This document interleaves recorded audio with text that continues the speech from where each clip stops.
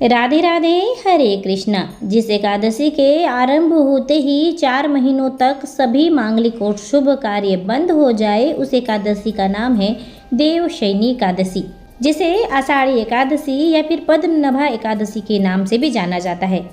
हिंदू धर्म में अत्यंत ही महत्वपूर्ण मानी जाती है और यह एकादशी आषाढ़ मास के शुक्ल पक्ष में आती है। 2026 में इस तिथि को लेकर काफ़ी भ्रम है।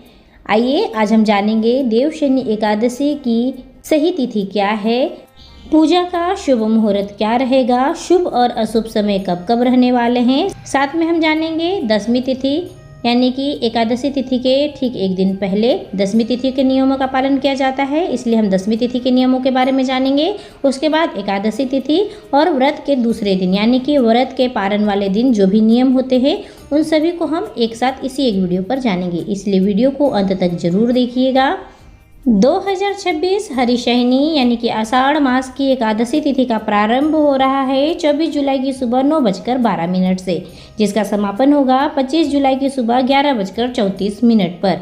उदय तिथि के अनुसार 25 जुलाई दिन शनिवार को ही हरिशयनी एकादशी का व्रत रखा जाएगा। इस दिन सूर्योदय सुबह 5:22 पर, सूर्यास्त सुबह 6:48 पर रहने वाला है। अभिजीत मुहूर्त की बात करें तो दोपहर 11:49 से 12:54 तक रहेगा और राहु काल सुबह 9:01 से 10:49 तक रहने वाला है।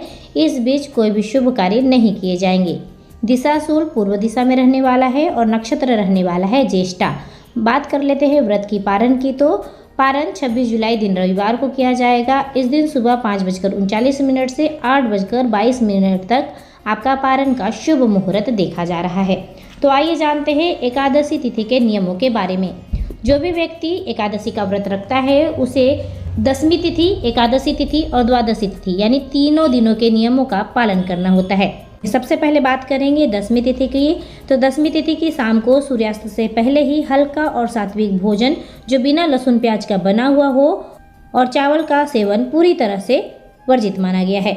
दसवीं तिथि की रात से ही मन और शरीर की शुद्धि के लिए ब्रह्मचर्य के नियमों का पालन करना चाहिए। सूर्यास्त के बाद आप भोजन नहीं कर सकते हैं। इस दिन आपको मसूर की दाल, बैगन और मूली नहीं खाना चाहिए।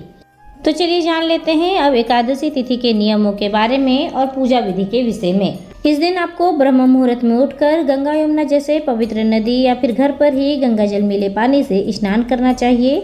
स्वच्छ पीला, भगवा या फिर लाल वस्त्र पहने और व्रत का संकल्प ले। भगवान विष्णु की प्रतिमा या मूर्ति के सामने घी का दीपक प्रज्वलित करें और संभव हो तो दक्षिणावर्ती शंख से भगवान विष्णु का अभिषेक करें। भगवान को पीले फूल, फल, तुलसी दल अर्पित करें। एकादशी व्रत कथा का पाठ पढ़े या फिर सुने। इस दिन ओम नमो भगवते वासुदेवाय मंत्र का जाप करना आपके लिए मंगलकारी हो सकता है। अंत में आरती करें। आप अपनी स्वेच्छा से निराहार, निर्जला या फिर फलाहारी व्रत भी रख सकते हैं। इस दिन आपको शाम के समय तुलसी के पौधे के पास एक घी का दीपक अवश्य ही जलाना चाहिए और 11 बार तुलसी की परिक्रमा करनी चाहिए। ध्यान रखें कि एकादशी पर तुलसी को जल ना ही देना चाहिए, ना ही उसके पत्ते तोड़ने चाहिए।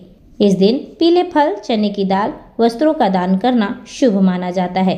पीपल के वृक्ष में विष्णु जी का वास माना जाता है, इसलिए इस दिन जल अर्पण करें और दीपक जलावे। इससे पितृदोष से आपको मुक्ति मिल सकती है। एकादशी के दिन विष्णु सहस्त्र नाम का पाठ करने से भी कर्ज से मुक्ति मिलती है। इस दिन ना ही चावल बनाना चाहिए और ना ही चावल खाना चाहिए। क्रोध और तामसिक भोजन जैसे मांस, मदिरा, लहसुन प्याज से दूर रहना चाहिए। एकादशी के दिन बाल नहीं धोना चाहिए, ना ही नाखून काटने चाहिए। विष्णु जी को अक्षत भी इस दिन भूल कर भी नहीं चढ़ाने चाहिए और ना ही इस दिन सोना चाहिए।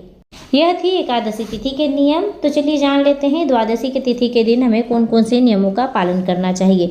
द्वादशी तिथि पर यानी पारण भी आपको शुभ मुहूर्त में ही करना चाहिए और इस दिन भी आपको मसूर की दाल, बैगन, मूली नहीं बनाने चाहिए घर पर। सरसों का तेल का इस्तेमाल भी आपको पारण वाले भोजन में नहीं करना है। आपको घी से बना सात्विक भोजन ही पारण में करना है। इस दिन आप गाय के लिए रोटी निकालें, ब्राह्मणों को दान दें और उसके बाद ही सात्विक भोजन से पारण करें। वैसे तो धर्म ग्रंथों के अनुसार भगवान विष्णु का अभिषेक किया गया जल या फिर तुलसी जल से ही व्रत का पारण करना चाहिए। बता दें आपको कि एकादशी तिथि और द्वादशी तिथि के दोपहर को आपको नहीं सोना चाहिए। अगर आप गर्भवती है या फिर बीमार है तो अपने आंचल में तुलसी पत्र बांध कर सो जाएं।